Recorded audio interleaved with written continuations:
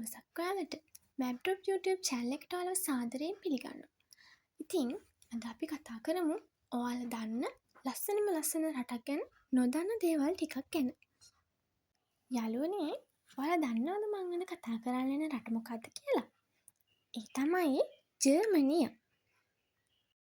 යුරෝපයේ හදවත කියලා හඳුන්වන මේ රට ලෝකයේ පුරා ලොකු පෙරලියක් කරපු ඉතිහාසයක් වගේම අනාගතය වෙනස් කරන තාක්ෂණයකුත් සහිත විශාල රටක් ලෙස පිළිගැන්වෙනවා.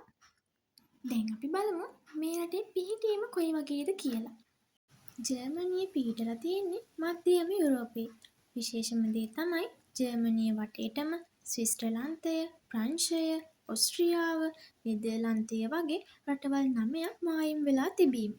ඊට අමතරව උතුරෙන් මුහුදු වෙරළ තීරයත්, දකුණෙන් හිමින් වැසුණු ඇල්ප්ස් කඳු පන්තියත් නිසා මේ රට සොබා දහමින් උපරිමයටම හැඩවුණු රටක් විදිහටත් සැලකෙනවා. ජර්මනිය යුදමය අතින් ගත්තාම හරි බලවත් රටක්. අපිට ජර්මනිය කියද්දිම මතක් වෙන්නේ පළවෙනි ලෝක යුද්ධය සහ දෙවැනි ලෝක යුද්ධය. ජර්මනියේ සංස්කෘතිය ගැන කිව්වොත් ජර්මානු ජාතිකයන් කියන්නේ හරි වෙලාවට වැඩ කරන නීතිගරුක පිරිසක්. ඒ වගේම තමයි ලෝක ප්‍රකට බිතෝවන් වැනි සංගීතඥයෝ බිහි වුණේ මේ රටෙන්මයි. මේ අයගේ ඔක්තෝබර් ෆෙස්ට් කියන සාම්ප්‍රදායික සැණකෙළිය බලන්න ලෝකෙ වටින්ම සෙනගෙනවා. ආහාර ගැන කිව්වොත් විවිධ වර්ගයේ රසම රස සොසේජස් සහ පාන් වර්ගවලට ජර්මනිය හරිම ප්‍රසිද්ධයි.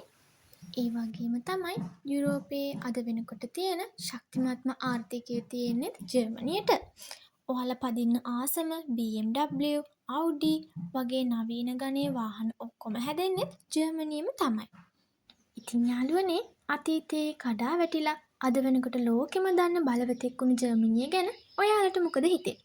මේ රටේ සංචාරය කරන්න ඔයාලත් කැමතිද? ඒ ගැනත් කියලා පහලින් කමෙන්ට් එකක් දාන ගමන් channel එක subscribe කරන්නත් අමතක කරන්න එපා.